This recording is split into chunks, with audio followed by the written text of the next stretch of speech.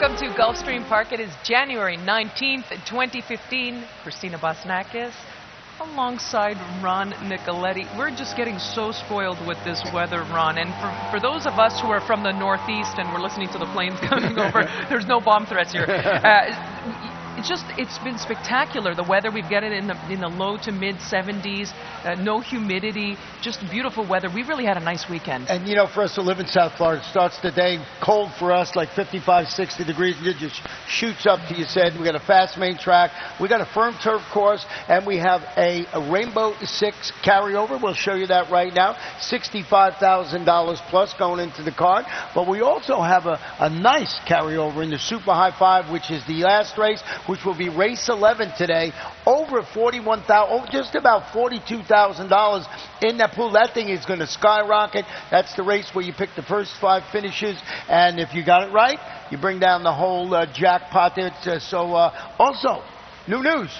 Beginning Thursday, January 22nd, that's a couple of days away, our new first race post will be 12:30 p.m. So make sure you mark that down. We'll be starting 10 minutes earlier, starting Thursday, January 22nd. And we have a 2-day break tomorrow and Wednesday. When we come back Thursday, as I mentioned, 12:30 post. That takes care of all my little business here. Well, you know, just one point I want to make. We were talking about the Rainbow Six. How many times it's been hit over the last couple of weeks, and for really sizable pots. So it's one of those things that you could play for 20 cents, but it's hittable. It's hittable. Last year we had, as everybody knows, it went to a record that couldn't hit it for months and months. This year it is not that. It's been great, and I like it when it pays like $200,000, $300,000 because so many more people are involved with those nice, get a quick $300,000, head to the beach. Yeah, exactly. Yeah, that's ideal for us. But before we move too far ahead, we are in the new week, the new calendar week. Although we're still this is a special day of racing. We just take a quick look back, and big weekend here. Not only Sunshine Millions on Saturday, we also had the Eclipse Awards this past Saturday, and many people that have been racing regularly, competing here at Gulfstream, have fared very, very well. We had Ken and Sarah Ramsey, outstanding owner and breeder for 2014. We had Javier Castellano, the leading jockey. He also was honored, and this is from the people. We're not talking the equine set. And we also had Todd Pletcher, who was crowned for the 7th time the leading trainer, and he got the Eclipse Award. And Ron, just in terms of the accomplishment, and Todd does very well down here. He has 11 titles here at Gulfstream and also with the Eclipse Award. But just so much, these people are really fixtures down here. Yeah, I mean, we get to see them each and every winter, and it just makes more fun for all the people that watch and wager on Gulfstream Park. Before we move on, we'll just take a quick look at what the day after. He's still aglow from his victory, but we'll have a look at what Todd Pletcher had to say about his latest Eclipse title. Yeah, I mean, obviously it takes a huge team, not only at the barn, not only the staff and assistant trainers and grooms and hot walkers, everybody that puts in so much work. But, the obvious thing is you got to have the athlete, and without the owners giving me the opportunity with some really special horses, you can only train them as good as they are. And, we've been fortunate over the years to get some really good horses. You know, Ron, that we just had a look at what Todd Pletcher had to say. One point I want to make, he's a really hard-working guy. He's up very early every morning. He's traveling all over the place. I'm not convinced he sleeps at night, to be quite honest.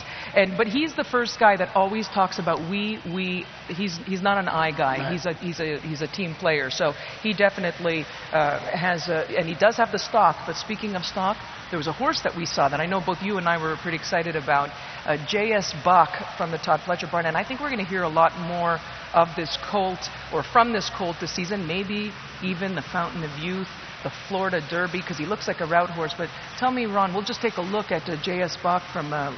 You know, we liked his debut, and here this was just even better. You could just see him stretching out. He's just striding away. He looks really impressive. You know, as Larry, if you heard the Trent he said, everybody else is running for second. So this is a horse that you have to mark down. J.S. Buck, Todd Pletcher barn. I think this horse has a bright future, and like you said, could be in the Fountain Youth or the other races that we have here, leading up to, of course, the Bessalou Florida Derby. Yeah, he does look like a horse with talent, but that's what we have here, and this is we're very fortunate we get to see those type of horses here at Gulfstream throughout the winter. And Ron, let's get into today. We have an 11 race card for this special Martin Luther King Day card, and we can start off with the first. That's a good way to place to start. Number 4, Dreaming of Bella, my top pick.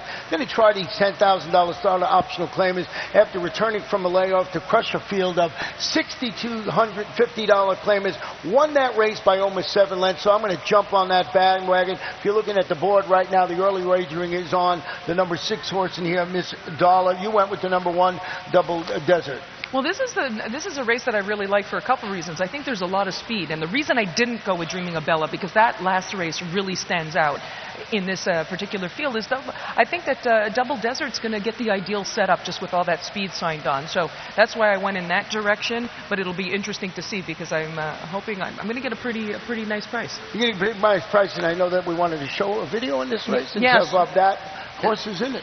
And there are 2 horses actually that we want to feature in here, and right there is Double Desert, and you see him spotting just the field, or see her spotting the field a few lengths at the start, and then I thought she ran credibly. She was 5th. She was beaten just over 5 lengths. Right. It was a very even finish for her, but also coming out of that race was a horse named Good Song. And there's Good Song right there, moving up. It's a pretty nice performance. Pretty nice performance. A Good Song, a nice, like a narrow victory, 3/4 length victory. And I think you can't even really leave Good Song out of the mix. No, you got to have that's a good video to show, because both those horses coming back today, and the 4 definitely had an excuse that day. The 4 being the number 1 today. On to the second race on today's card. It is a 20,000 maiden claiming event. It is 7.5 furlongs on the turf course. We have a jockey change. Number 1 will be ridden by Dick Cardenas, and this kicks off the early pick 4. And Ron, my top pick, it looks like we're in agreement here. I went with number 7, and that's Smoke Police. The only question for me, Smoke Police being asked to go a little bit further this time, and he looks like he does have speed.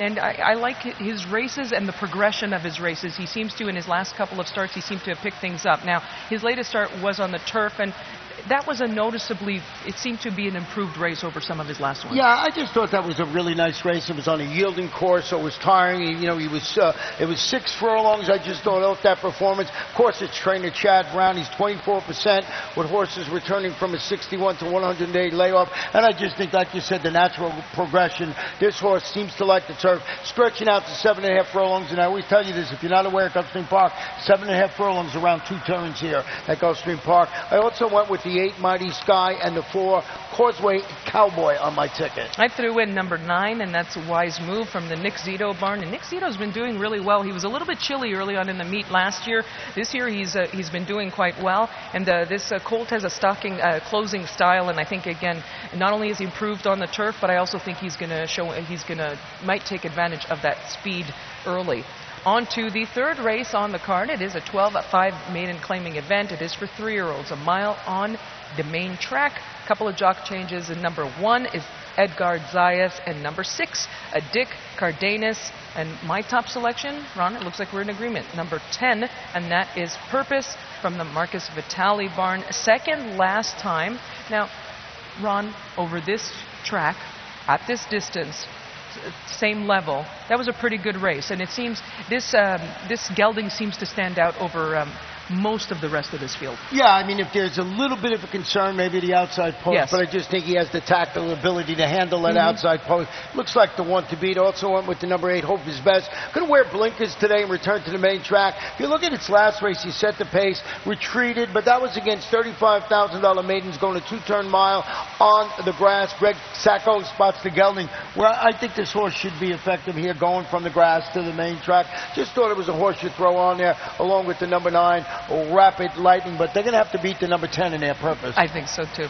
On to the fourth race on the card, and it is a 12-5 maiden claiming event, 7 furlongs on the main track. We do have a scratch, and number 3, Angeli. And my top pick, I went with number 9, and that is Roanna Daytona. I'm thinking maybe she might be showing a little bit of speed. It's unclear in terms of where the speed's going to be. Maybe number 5, Gray Sunshine. But Ron, my top selection in here, 4th last time, and that was sprinting the 6 furlongs. 0 for 10, always a concern. But I think this race is there are several options. It's kind of wide open, and I think you'll have to use a few horses. Yeah, and she actually broke away from the gate a step slow last time out, and then she went up to chase the pace, as you mentioned, finished 4th against this level of competition, 3/4. I think if she gets a sharper break, she'll win it. I did go with the 10. Musical Mystery is really plunging to this $12,500 level, turning back to 7/8 of a mile on the main track. Showed speed, faded, Maiden Special Weight Company on the turf. You know I'd be jumping on that one. Number 10, exactly. Musical Mystery. 9, I got your horse on there for all the reasons you mentioned, and I also have the 5. You do too, and that is Gray Sunshine. Going to wear blinkers today. For the first time. On to the 5th race on the card, and we do have a 25,000 maiden claiming event. It is a 6.5 furlongs on the main track. It is for 3-year-old fillies.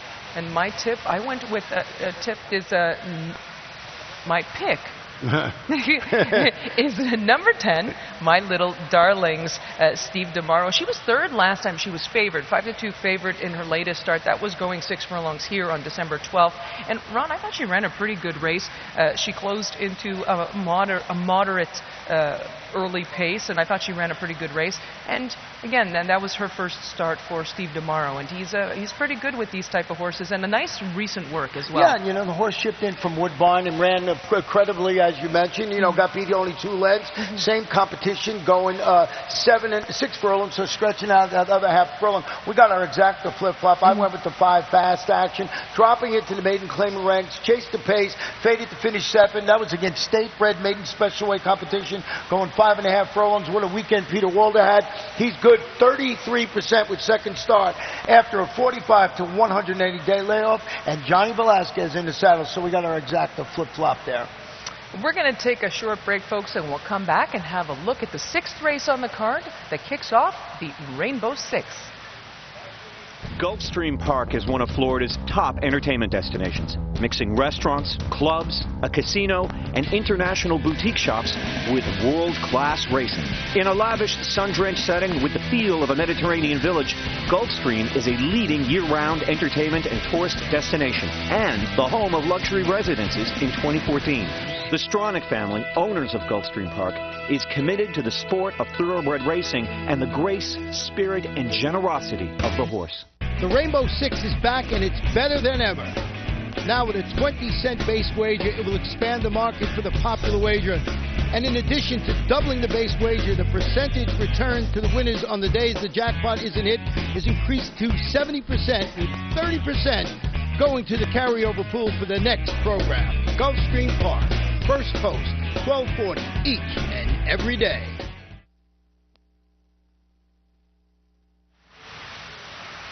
Welcome back to Gulfstream Park. We're going to have a look at the day's 6th race that kicks off the 20-cent Rainbow 6.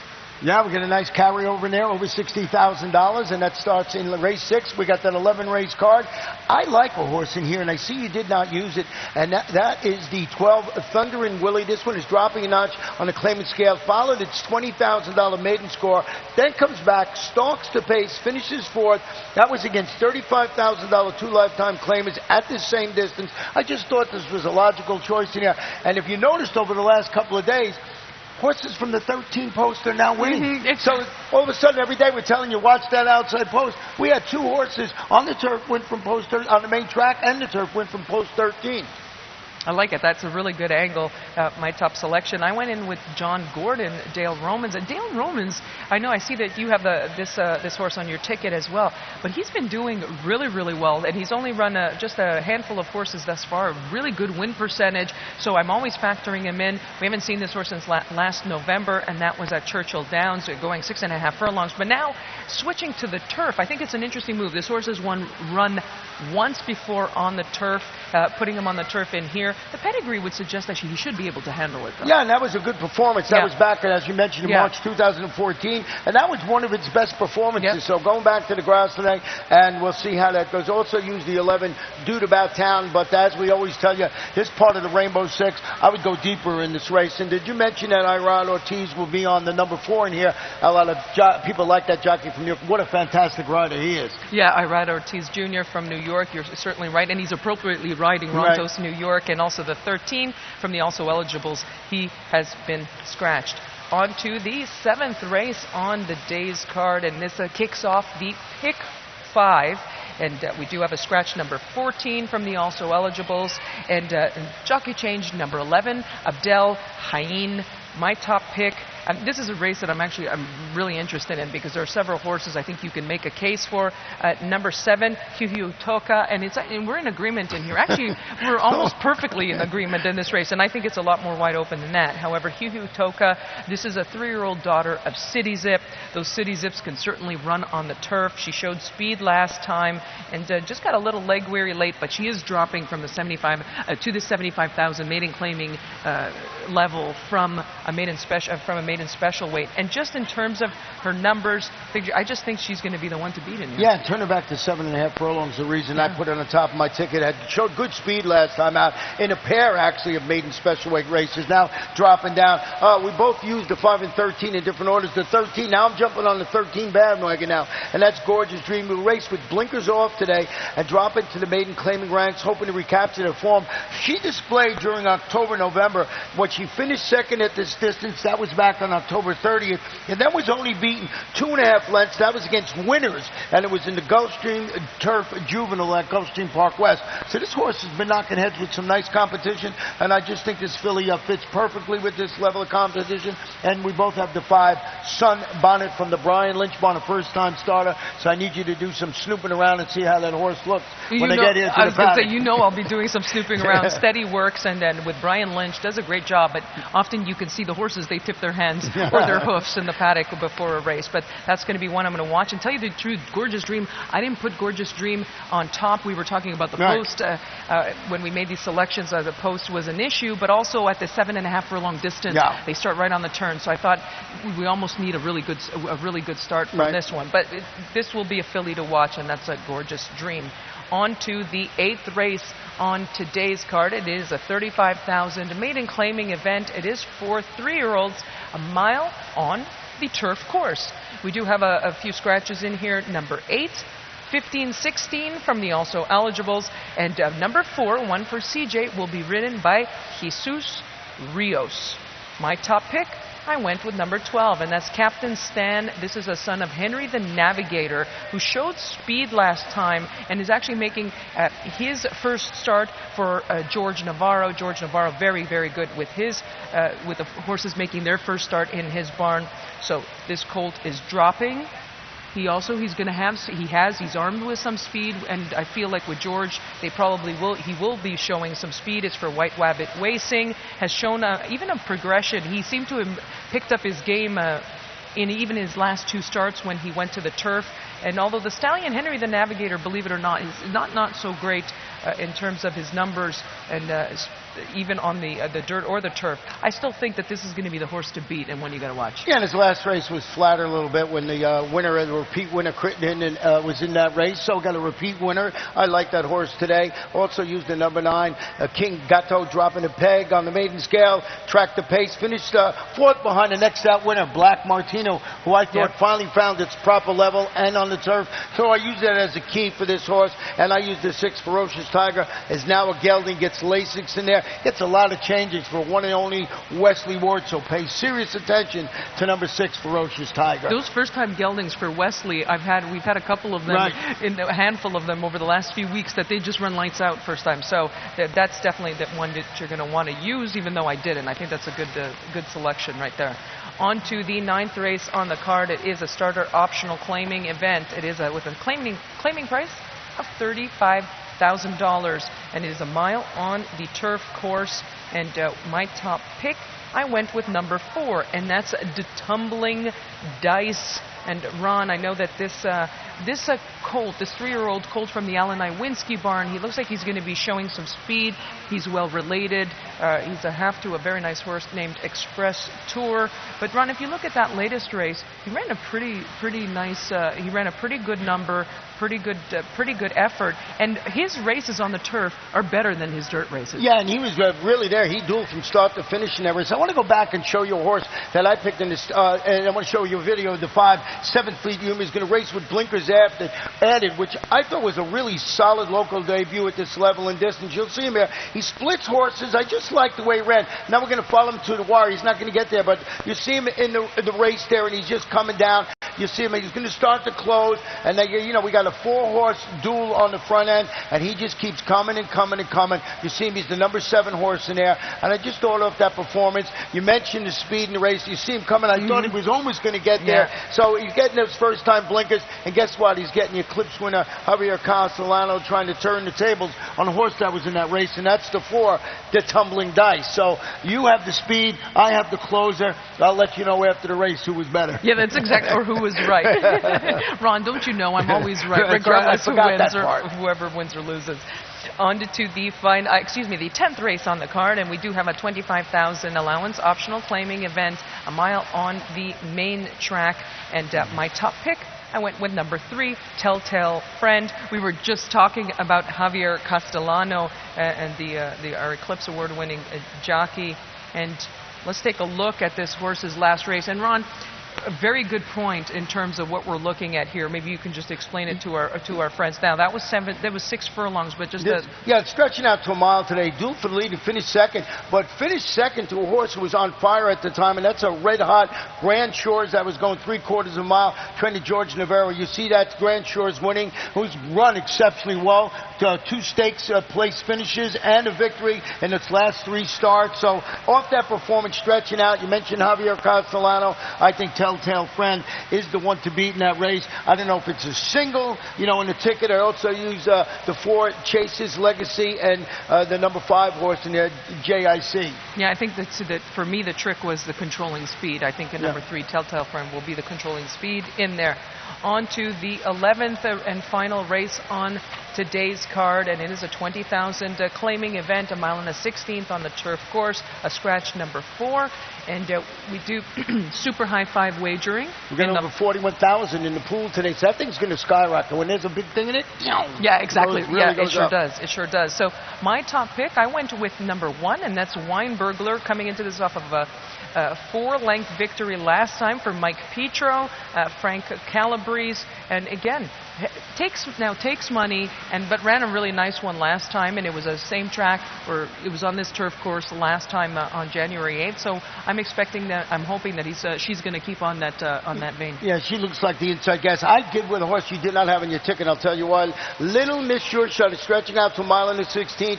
Broke slowly in its last race to finish a fast closing 4th, beating 3 lengths against this same caliber of competition going a mile. Gustavo Delgado, Jose Lescano named to run. I see a lot of upside in this horse. Got Wine Burglar for all the reasons you mentioned, and I threw in the 8 horse in here in that Scorpion Alley. You could see our selections in there. Glad it's a super high 5 race, because we're going to have to add all 5 of those selections in there. Yeah, we sure will. So we do have that 11 race card, and Ron, just talk us through. We do have a carryover. We have over $60,000 in the Rainbow 6, which starts race number 6. We've got a big carryover in the Super High 5, which is race 11.